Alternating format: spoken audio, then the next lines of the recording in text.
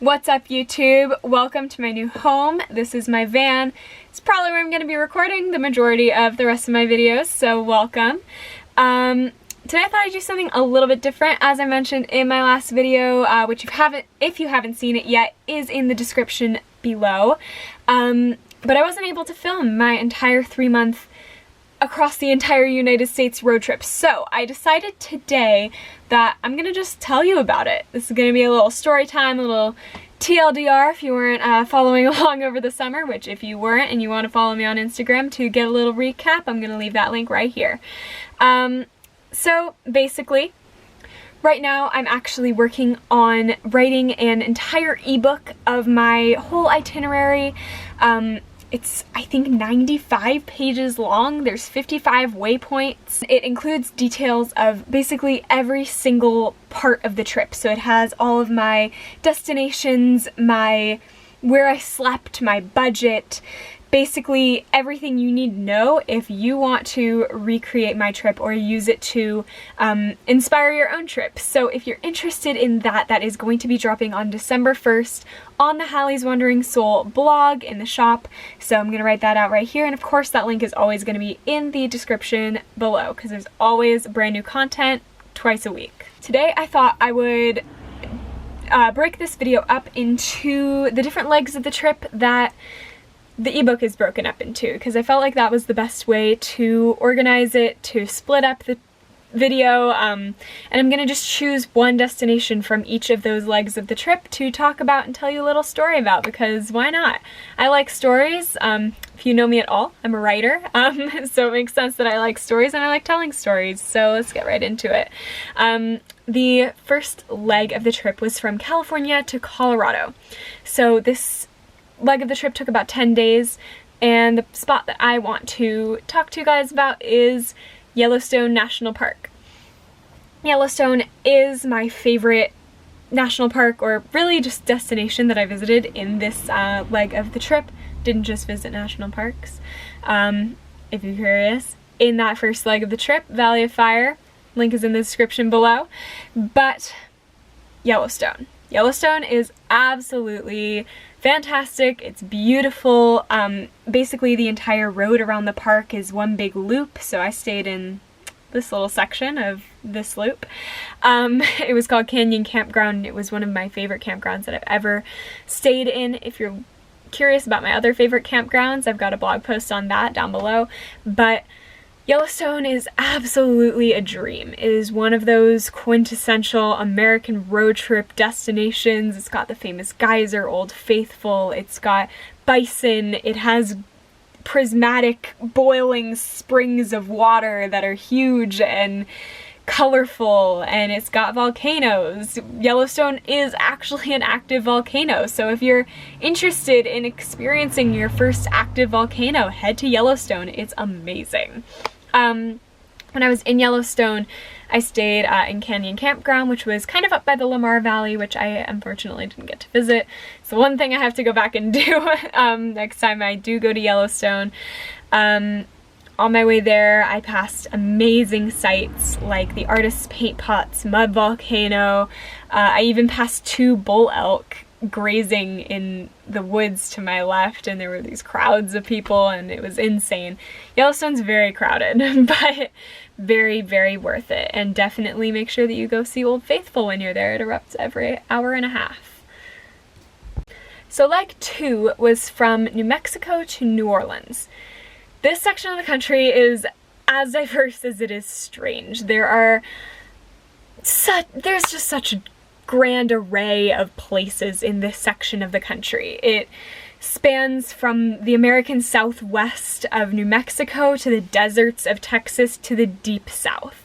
So I don't really know why I split up the legs that way, but here we are. My favorite destination in this section of the country has got to be Carlsbad Caverns National Park in New Mexico.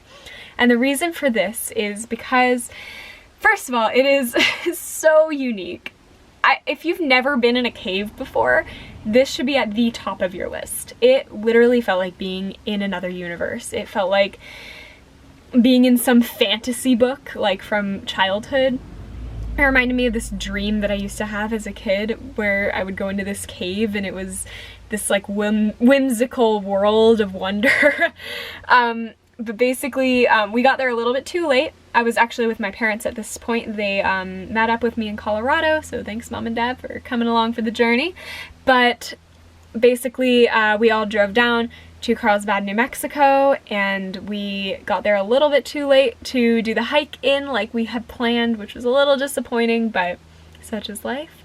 So instead we took the elevator down, which was kind of scary, honestly. You go like 700 feet underground to see this cave, but then you get there and it's all brightly lit up and, well, not brightly, but like lit up in a way where it looks really mysterious and beautiful. And you kind of walk through and it takes probably an hour and a half if I'm remembering correctly, and it was just so incredible. It was so incredible. The sights that you see, and there's bats in the cave, so that's fun. And the bats, around 8 o'clock every night, or over the summer, at sundown every night, you can go to the amphitheater in the park and see the bats leave the cave in this giant swirling tornado of bats as they eat the bugs and they go out to do their bat thing for the night. So that was awesome. So leg 3 was from Mississippi to Tennessee. The southern East Coast has a lot of really great landscapes, from the Florida coast to Congaree National Park. But my absolute favorite destination in this section of the country was Great Smoky Mountains National Park, which borders Tennessee and North Carolina. I was staying on the Tennessee side, but the hike that we actually ended up doing, and I say we because I was visiting family in Tennessee, so I got a little tour guide. Shout out to Erin. The hike that we actually did, which was called Charlie's Bunyan, straddled the North Carolina-Tennessee state line. So we had one foot in one state and one foot in the other, and that was so cool. So basically, it was about a 10-mile hike through what I thought was temperate rainforest, but I guess might not actually classify as temperate rainforest, but it did rain very hard. First we went to this section called the Jump Off, which was basically supposed to be an overlook, but it was completely fogged in, which is weather that we never get here in California, so that was super interesting to me. And then we went around to the other side and we were at Charlie's Bunyan, which is this grand overlook. And if you follow me on any social media, that is my profile picture, is me at Charlie's Bunyan. Because it was absolutely just so gorgeous, and you can really see the smoke of the Smoky Mountains, which is really just fog. It was just so cool.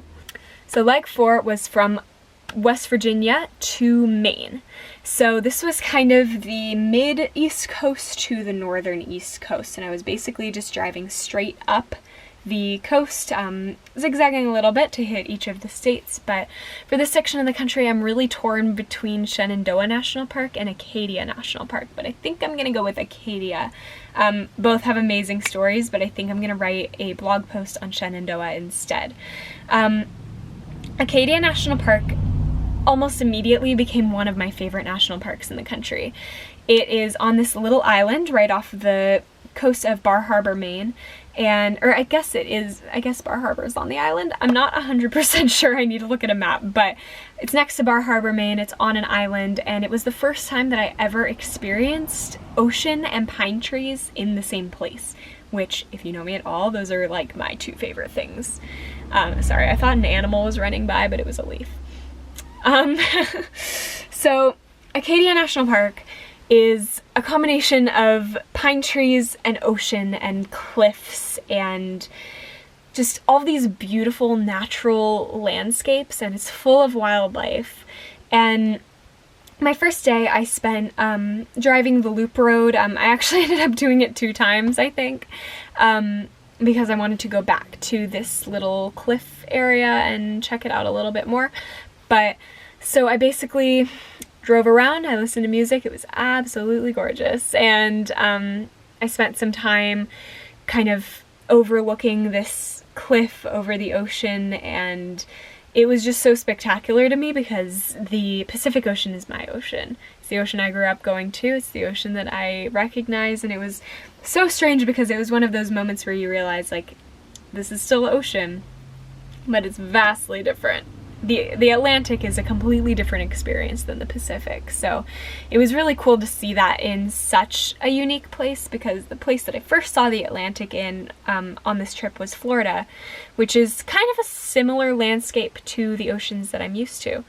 But that night in Bar Harbor, I didn't stay in the park. I stayed at an overlander spot in Bar Harbor, Maine, but so I stayed at this overlander spot, and I pulled up next to another van. I say another van, I was in my Kia Soul, but I pulled up to another overlander. Just like, okay, community, like, let's just park next to the other campers because, you know. And then I'm getting some stuff out of my trunk and, like, kind of just reorganizing my life, because life gets really messy when you're living in a small space. So I was cleaning the car a little bit, and this guy gets out of the van that was next to me, and he turns around and he goes, "I follow you on Instagram." And I was like, "That's wild, what's your name?"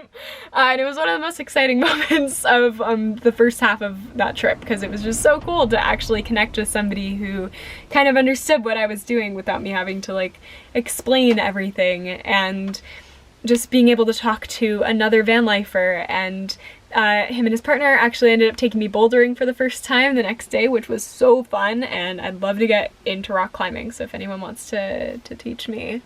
So the next leg of the trip is from New Hampshire to Missouri.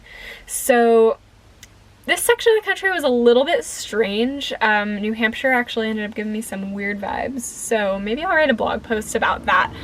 And why I did not stay in New Hampshire, because it's good to have those instincts when you're a solo female traveler. But, so this section of the country was a little bit strange just because the Midwest is a little bit strange and it's a little hard to find places to camp. But, the place that I want to tell you guys about is actually St. Louis. I'm not a fan of cities, but I got a good story with this one. So I was visiting Gateway Arch National Park, which is a national park because of the historical significance. I actually asked a ranger about that because I was really curious. So the Gateway Arch is kind of like half a McDonald's arch, is the best way I can describe it. And I got there in the early afternoon, no, probably late afternoon. And I go up to the ticket counter because I wanted to go to the top, because, like, I'm here, I might as well. So it was going to be $16 to the top, and I was like, that's fine. And the next tram that was available was at 5:30 p.m., which was not ideal, because that is when I like to start looking for a place to sleep for the night.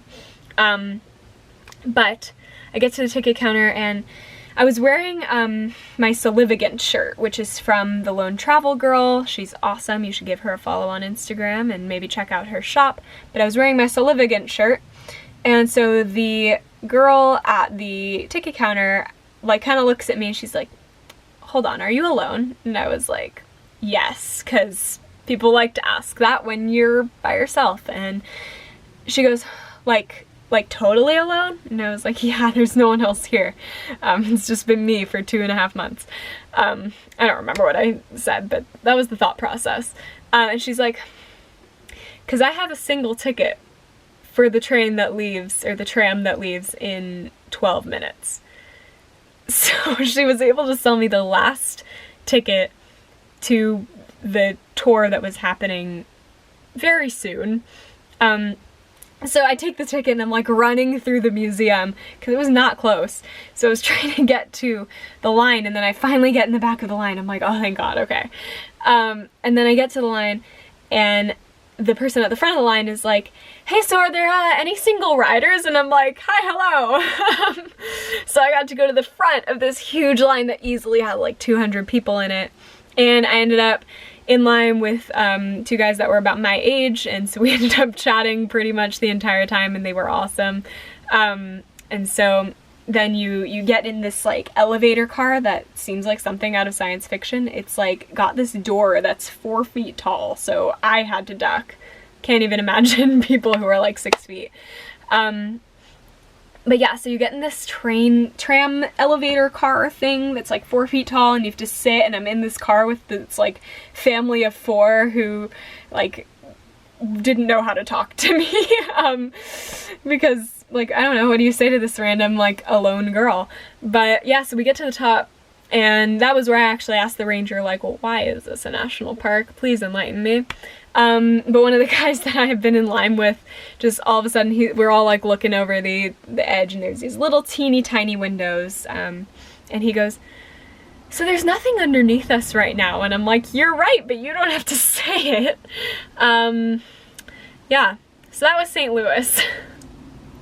So the next leg of the trip, which I believe is leg 6, is from Minnesota to Montana. This is one of my favorite sections of the trip. I love being in the north. I'm such a mountain girl and a forest girl. If you know anything about me, those are 2 things I love. I loved Minnesota. It was one of the places that like I really genuinely felt like I'd accomplished something in, which was so cool. But the place that I want to tell you guys about is my absolute favorite place on earth, and that's Glacier National Park in Montana. I actually spent the most time here out of pretty much anywhere that I visited at all. I spent 3 nights in the same campground, which is very rare for me, and it was not cheap, so also very rare for me. But Glacier National Park is like being on another planet. It's like being in another country. It is not a landscape that you would expect to find in the continental US. This place has mountains that I've described in fiction before, like that huge. This park is full of waterfalls and incredible wildlife. The campground I was staying in was hard side only, meaning vehicle camping only, because there was a bear in the area. I saw elk, I saw black bears and grizzly bears. I saw deer in my campsite on my first morning there. I saw, what else did I see? Mountain goats and bighorn sheep, baby mountain goats. It was so cute. Okay, so Glacier, I could go on and on about Glacier, but my first day I went and saw some waterfalls at St. Mary's Falls. I went and hiked to the Hidden Lake Overlook where I saw my first mountain goat, which was so exciting, and then I actually saw some people who I met in Devil's Tower, and they were like, we know you. I was like, you do? Okay. Because I didn't recognize them, but yeah. So that was my first day, and then my second day I hiked to Grinnell Glacier, which was easily my favorite hike I've ever done in my entire life. It's 13 miles total, and you're climbing a lot, and you're already at high elevation, but then you get to the top, and it's this immense glacial landscape with this bright aqua blue water and snow and like all these rocks everywhere. And I actually met another solo female traveler on the hike up, and we ended up camping together the next night because like, why not split the campsite? But the next day, I decided to try to hike the High Line, which was going to be 16 miles total, so back to back. It was a lot of miles, but I didn't end up finishing the High Line because it started pouring rain, which would have been fine had it not been Glacier National Park. Glacier National Park is known for being pretty cold all the time. It was late August, and they were talking about the possibility of the rain causing snow overnight. So I turned back about 4 miles in, hiked back instead of finishing the loop, which made it probably the fastest 8 miles I've ever done. I was very cold.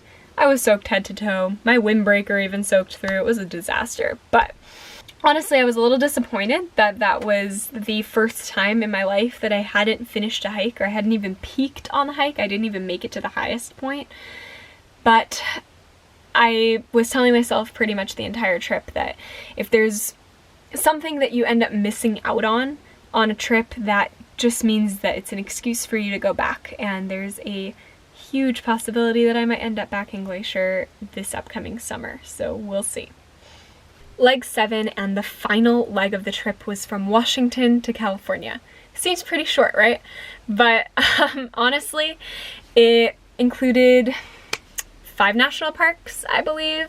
and a lot of miles. So I hit North Cascades, Olympic, Mount Rainier, or Rainier? I always pronounce and spell that wrong. Crater Lake, Redwoods, and then my last day on the road I drove like 12.5 hours from about halfway between the Redwoods and Big Sur and Los Angeles, which was home. This leg of the trip, I want to talk about Mount Rainier. There we go.